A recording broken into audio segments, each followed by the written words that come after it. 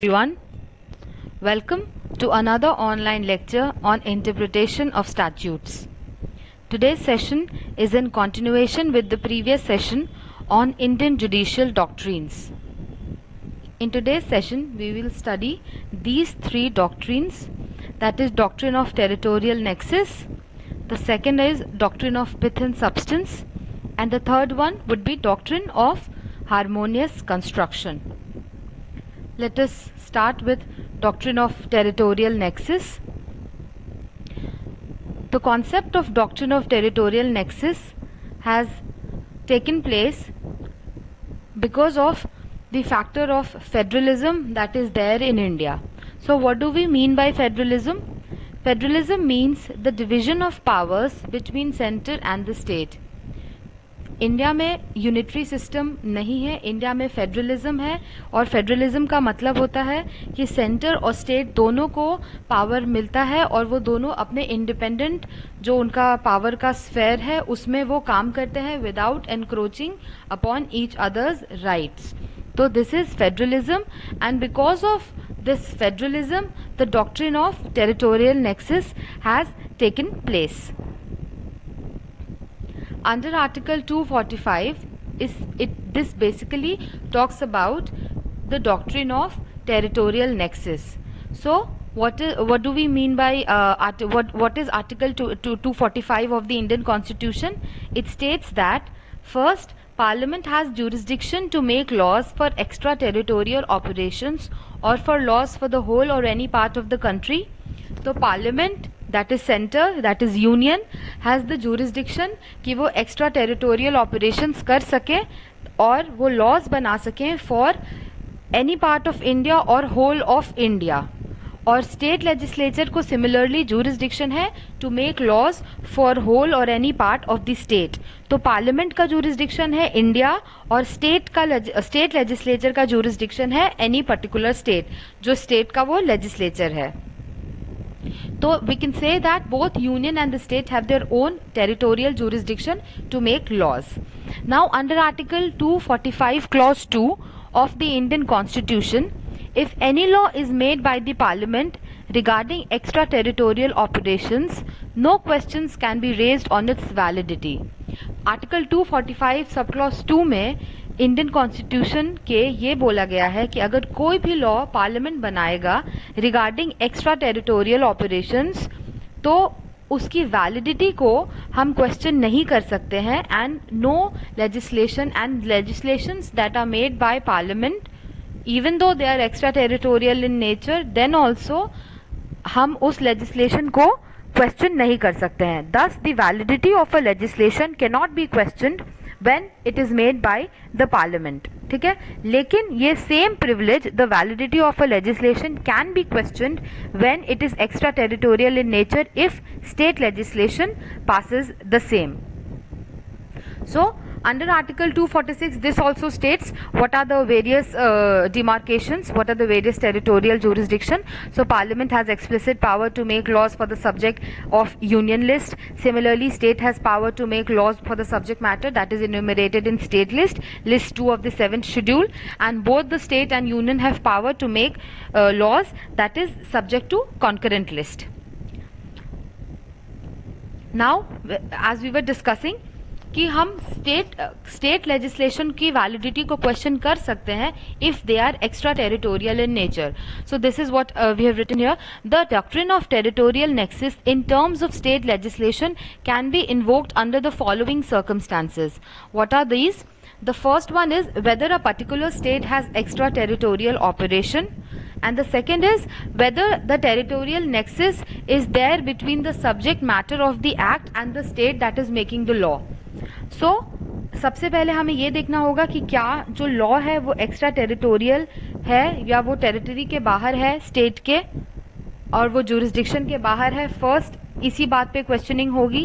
And the second point that is the second circumstance that we take into consideration is कि क्या territorial nexus है. Nexus मतलब connection. सो क्या एक connection है बिटवीन द जो स्टेट ने जो सब्जेक्ट मैटर जो स्टेट ने जो एक्ट निकाला है उस एक्ट के सब्जेक्ट मैटर में, और जो स्टेट जो वो लॉ को बना रही है.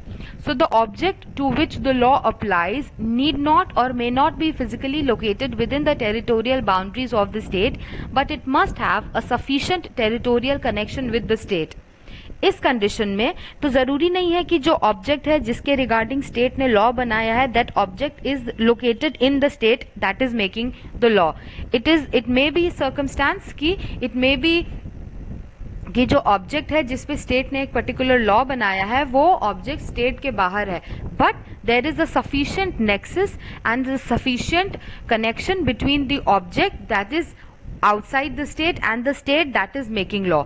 उस कंडीशन में even though that the operation, the law is extraterritorial in nature, then also the doctrine of territorial nexus would apply, and the legislation that is passed by the state would be held as valid.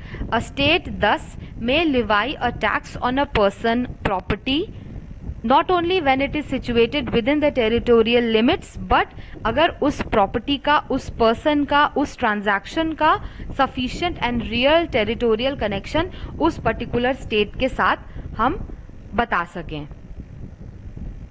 Now the doctrine of territorial nexus in terms of central legislation can only be questioned.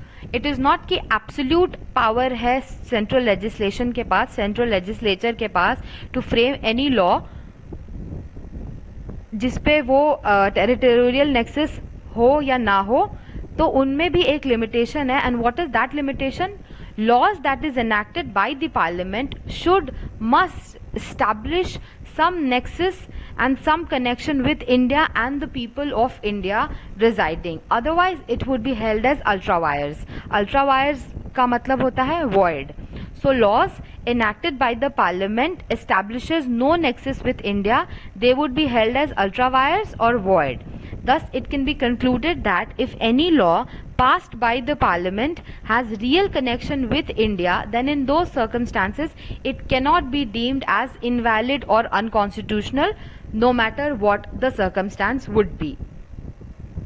So this is what territorial nexus is. Article 245 and 246 of the Constitution talks about the territorial jurisdiction of central legislation and state legislation.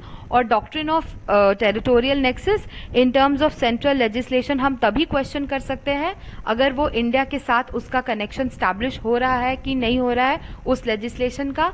उसी terms में अगर नहीं हो रहा है तब हम question कर सकते हैं. और स्टेट लेजिस्लेशन में अगर वो पर्टिकुलर ऑब्जेक्ट जिसपे स्टेट एक लॉ बनाया है उसका कोई भी टेरिटोरियल कनेक्शन स्टेट के साथ स्टैब्लिश नहीं हो रहा है. Now we will understand the doctrine of territorial nexus with the help of certain cases, जिससे हमें क्लियरली समझ आ जाएगा कि that what is doctrine of territorial nexus. Now, in the case of A.H. Wadia versus Income Tax Commissioner Bombay, the Supreme Court held that the question of extraterritoriality of enactment can never be raised in the municipal court for challenging its validity against supreme legislative authority.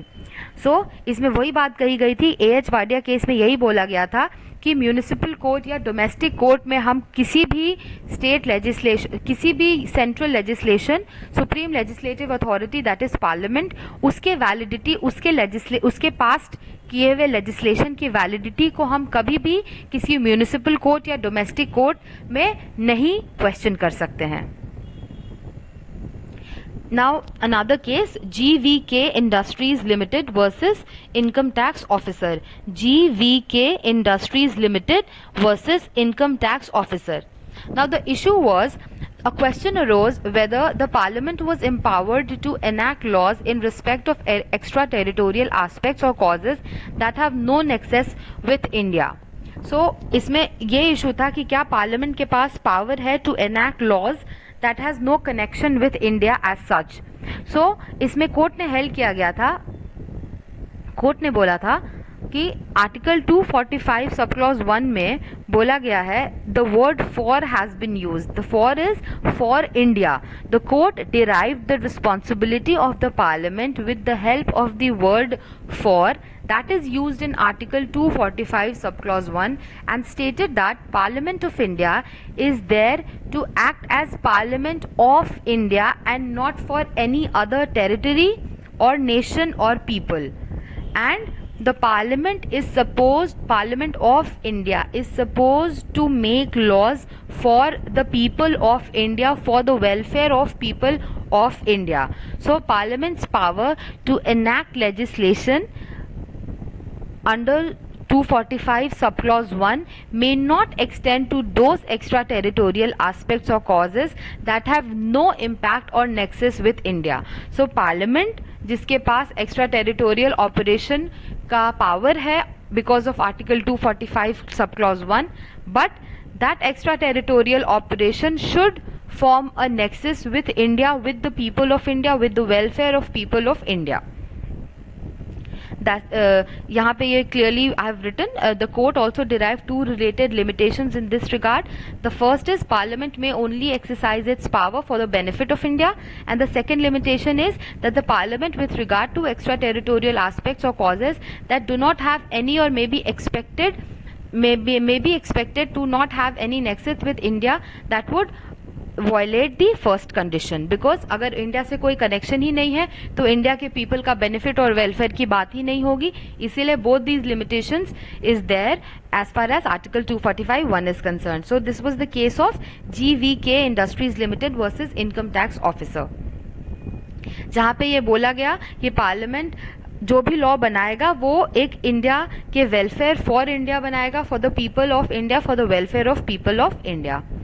Now another case in this regard itself, I have one more case as far as doctrine of territorial nexus is concerned. These are very important cases, so kindly listen properly. The next case is State of Bombay versus RMDC. This is regarding the validity of state legislation. The first two cases that I discussed was regarding validity of union legislation, central legislation. Now the two cases that I will discuss is regarding state legislation. Now this case is State of Bombay versus RMDC. The facts are, the respondent जो था वो बॉम्बे में reside नहीं करते थे, वो बॉम्बे में रहते नहीं थे, but he conducted competition with the prize money through a newspaper which was printed and published from Bangalore, having a wide circulation in Bombay.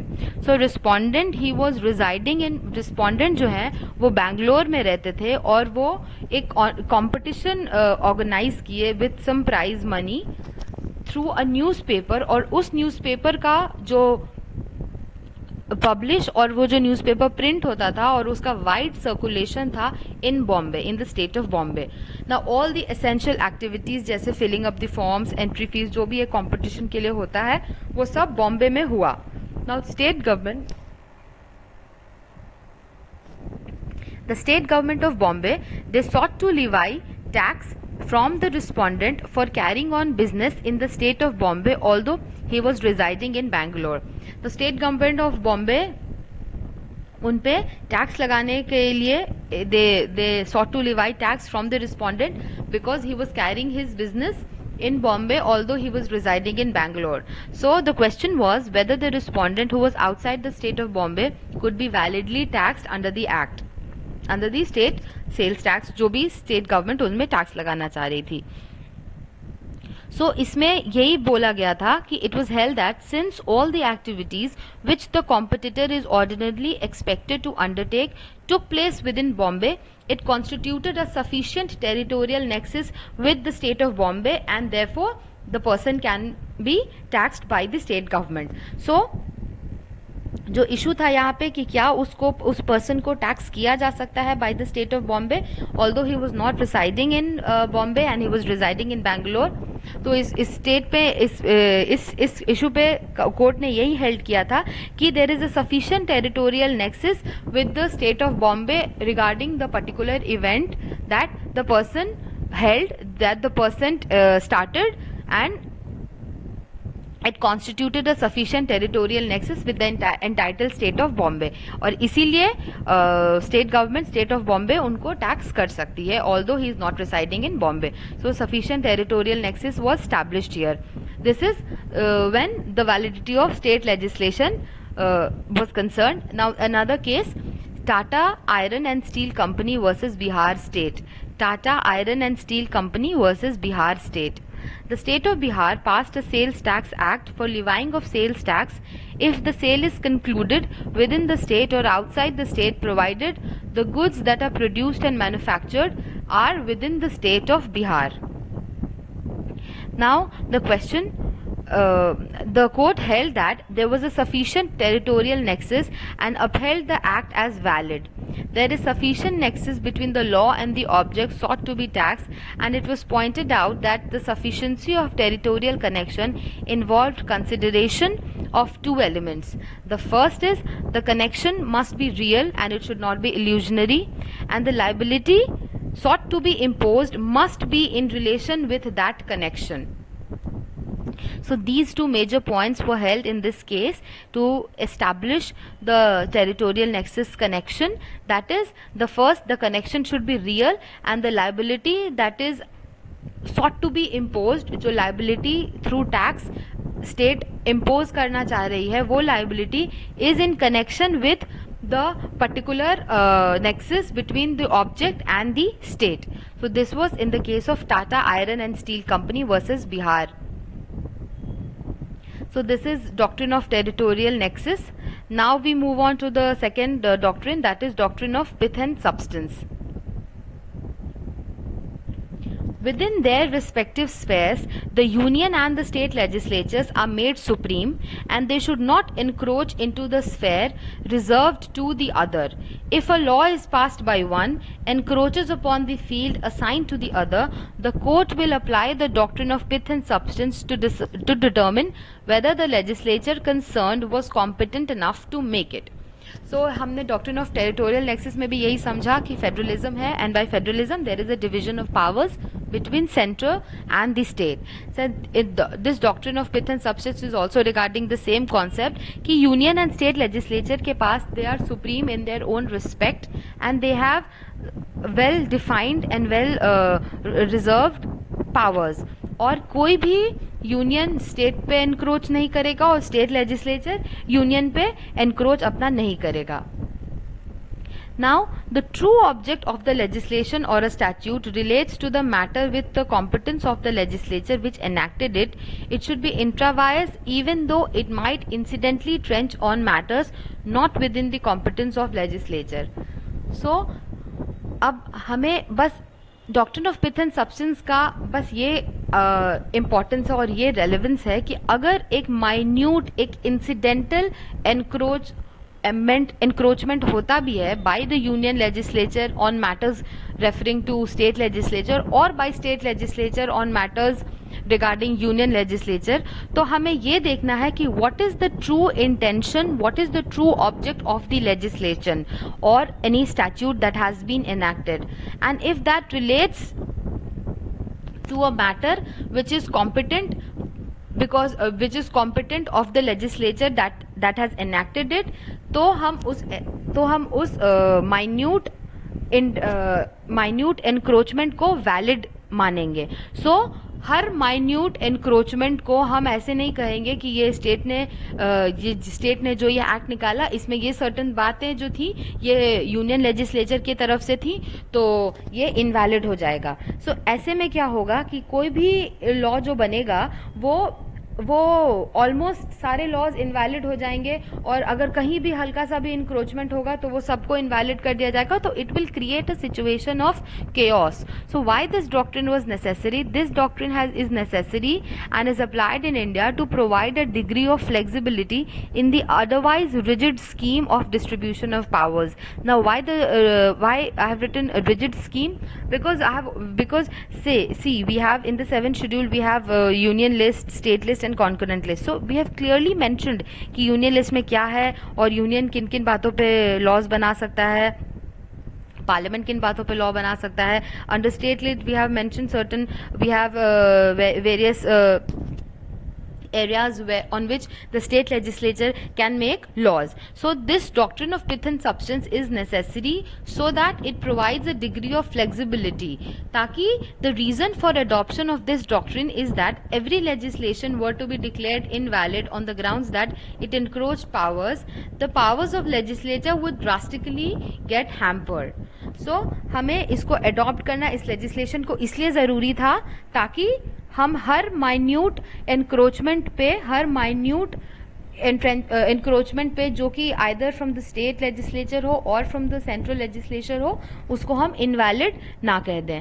And this doctrine was first of all enshrined in the case of Cushing versus Dupee, and it is a Canadian doctrine, and it was interpreted and it was taken from this case, and this is essentially a Canadian doctrine, and it was held in the case of Cushing versus Dupee, and it now forms an important part in the interpretation of Indian Constitution. So doctrine of pith and substance, इसमें हम है, इसमें बस यही है कि this provides a degree of flexibility, or every minute encroachment from both the sides would not any, and that a particular act would not be held as invalid. Now we will understand this through this case, State of Bombay versus F.N. Balsara. This is the very important judgment for this doctrine of pith and substance. Now, what was held in this case? The Bombay Prohibition Act prohibited sale and possession of liquors in the state of Bombay. So, according to Bombay Prohibition Act, this act prohibited sale भी और अपने पास liquor के possession को भी इसने prohibit कर दिया था. Now, this was challenged on the ground that it incidentally encroached upon import and export of liquors across custom, which is a central subject. Since prohibition and sale of liquors in the state of Bombay was prohibited, this act को Bombay Prohibition Act को challenge किया गया था on this ground कि ये incidentally encroach करता है upon import and export, जो Bombay के through import या Bombay के through export होंगे liquors को, और ये एक custom का subject है, एक custom का frontier है, and that custom falls under union list, which is a central subject. So it was contended that prohibition, purchase, use, possession, sale of liquor, इससे इसको इफेक्ट होगा, इसे इंपोर्ट को इफेक्ट होगा, जो कि एक कस्टम का सब्जेक्ट है, and which is in the union list. The court held that act was valid because the pith and substance of the act fell under the state list and not under union list, even though the act incidentally encroached upon the union powers of legislation. So the court in this case applied doctrine of pith and substance and held that although the matter, the custom is under union list, which is a central subject, but the true intention, the true object of the act fell under the state list, that is public order. Public order is under state list and not under union list. So the incidental encroachment upon the union powers of legislation is not invalid, is not so relevant, is not so drastic कि इस act को हम invalid कर दें.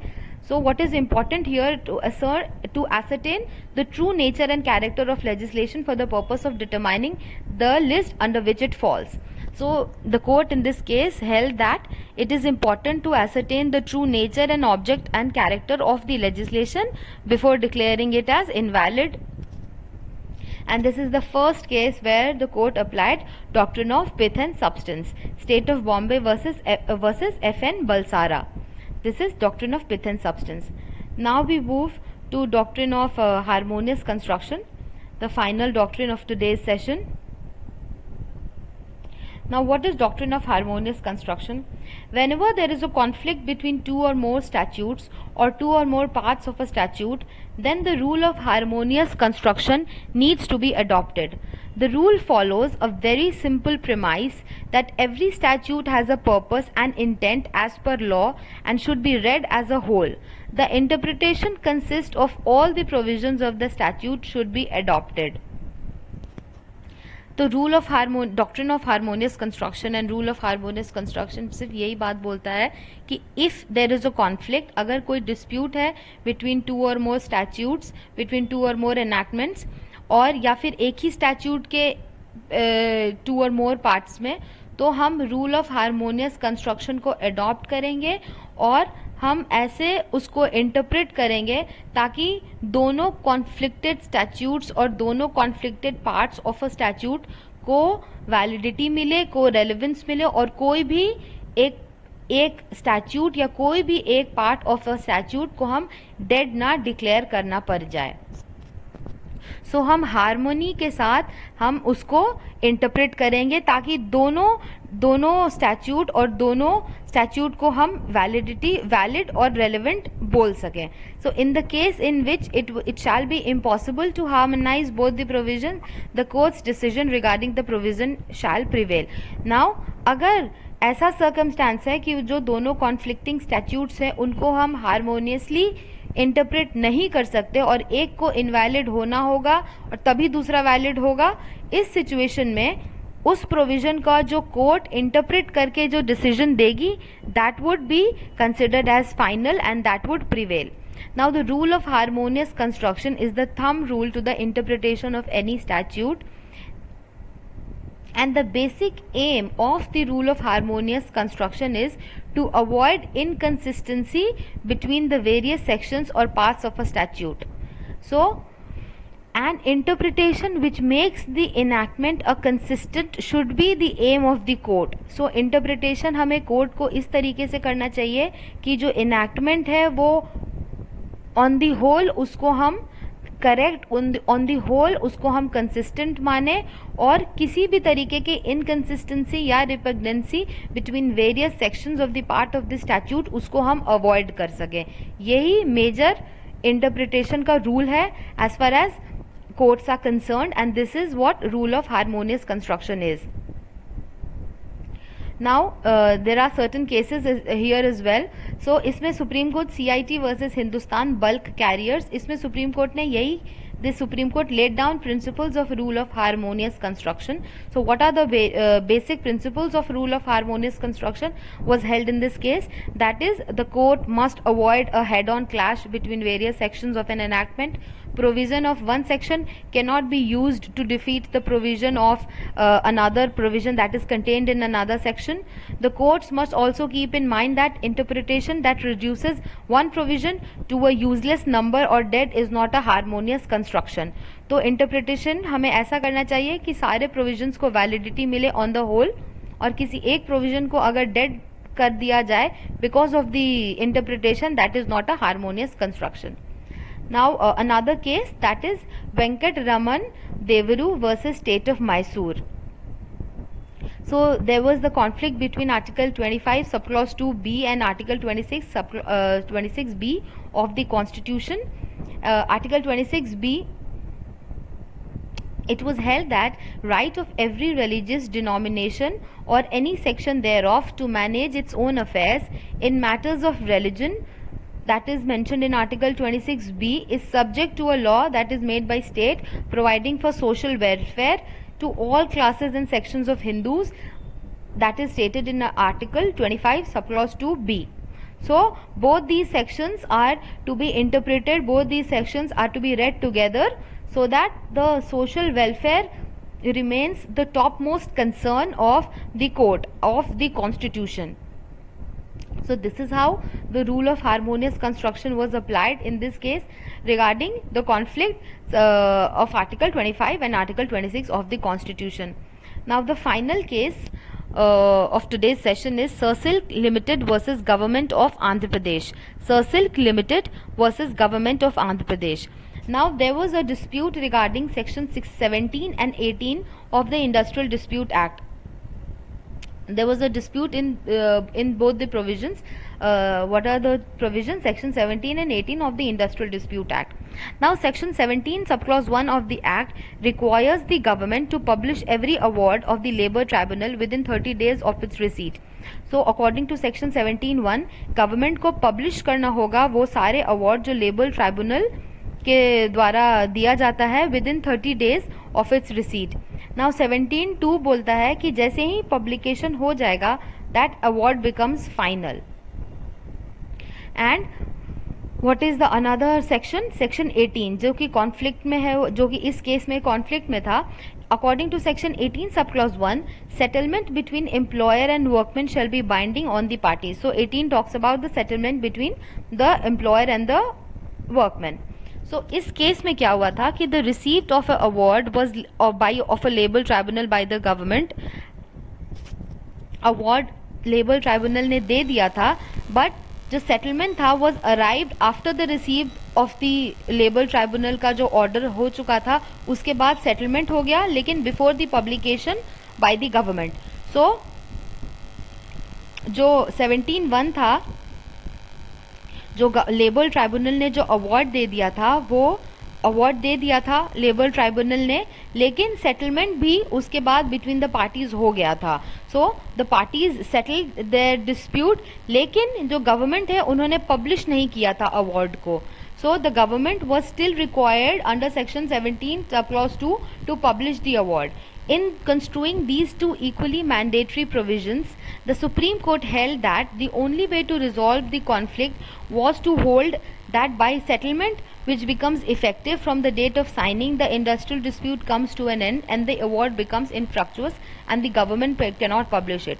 So it was held that कि अगर settlement हो ही गया है तो then there is no industrial dispute, then there is no award and the award that has been given by the labour tribunal is invalid, उसका कोई मतलब रह ही नहीं गया।